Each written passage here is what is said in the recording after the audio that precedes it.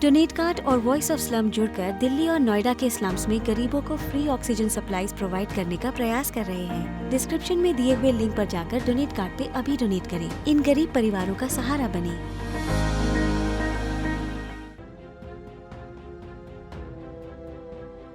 दुनिया के सबसे बड़े आतंकी संगठन अलकायदा का कभी प्रमुख रहा अयमान अल जवाहिरी को लेकर जो खबर है वो थोड़ी चौंकाने वाली है।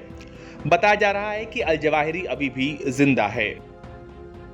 $2.5 करोड़ का इनामी आतंकवादी शायद अभी भी पाकिस्तान के सीमाई इलाकों में छिपा हुआ है।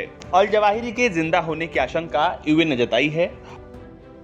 यूएन की एक ताजा रिपोर्ट के अनुसार आतंकी संगठन अलकायदा से जुड़े लोगों का एक महत्वपूर्ण हिस्सा अफगानिस्तान और पाकिस्तान के सीमा क्षेत्र में रह रहा है, जिसमें Al Qaeda chief Ayman al Zawahiri भी शामिल है, जो शायद जिंदा है लेकिन वो अभी भी बहुत कमजोर हालत में है। यूएन की रिपोर्ट में कहा गया है कि बड़ी संख्या में अलकायदा आतंकी अफगानिस्तान और पाकिस्तान की सीमा पर छिपे हुए हैं। इनमें अलकायदा का सरगना अयमान अल जवाहिरी भी शामिल है। जवाहिरी संभवतः जिंदा है लेकिन इतना कमजोर हो गया है कि प्रचार में नहीं दिखाया जा सकता। रिपोर्ट में कहा गया है कि बड़ी संख्या में अलकायदा आतंकियों के दूसरे विदेशी चरमपंथियों ने तालिबान के साथ गठबंधन कर लिया है और वे अफगानिस्तान के अलग अलग हिस्सों में छिपकर रह रहे हैं। जवाहिरी के बारे में रिपोर्ट में कहा गया है कि खराब स्वास्थ्य के चलते उसकी मौत की खबर की पुष्टि नहीं हो सकी है। वो अफगानिस्तान पाकिस्तान के सीमावर्ती इलाकों में छिपा हुआ है। निकट भविष्य में अलकायदा की रणनीति अपने शीर्ष आतंकियों के लिए अफगानिस्तान को सुरक्षित ठिकाना बनाए रखने की है।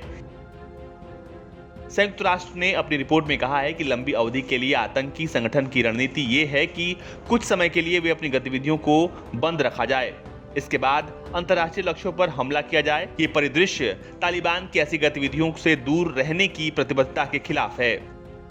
इस क्षेत्र में अलकायदा के कुछ दर्जन से लेकर 500 तक आतंकी हो सकते हैं। इस संगठन के मुख्य सदस्य गैर अफगानी मूल के हैं। इनमें ज्यादातर आतंकी उत्तर अफ्रीका और पश्चिम एशिया के हैं। रिपोर्ट के अनुसार अफगानिस्तान शांति प्रक्रिया पर तालिबान और अलकायदा के बीच नियमित संवाद होता रहता है। आपको बता दें कि अल जवाहिरी ने साल 1988 में अलकायदा की स्थापना करने में ओसामा बिन लादेन की मदद की थी और उसने अफगानिस्तान और पाकिस्तान में संगठन की गतिविधियों का नेतृत्व किया था। बाद में लादेन की मौत के बाद जवाहिरी अलकायदा का प्रमुख बन गया। अल जवाहिरी अमेरिका की आतंकवादियों के मोस्ट वांटेड सूची में है। अमेरिकी सरकार ने उस पर अपने नागरिकों की हत्या करने का आरोप लगाया है, जिसमें संयुक्त राज्य अमेरिका के बाहर अमेरिकी नागरिकों की हत्या की साजिश भी शामिल है।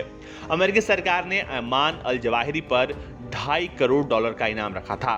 आपको बता दें कि अब जब ऐसी खबरें आ रही हैं तो ये कहा जा रहा है कि इसका जिंदा होना कहीं ना कहीं पूरे विश्व के लिए खतरा है। ब्यूरो रिपोर्ट, भारत तक।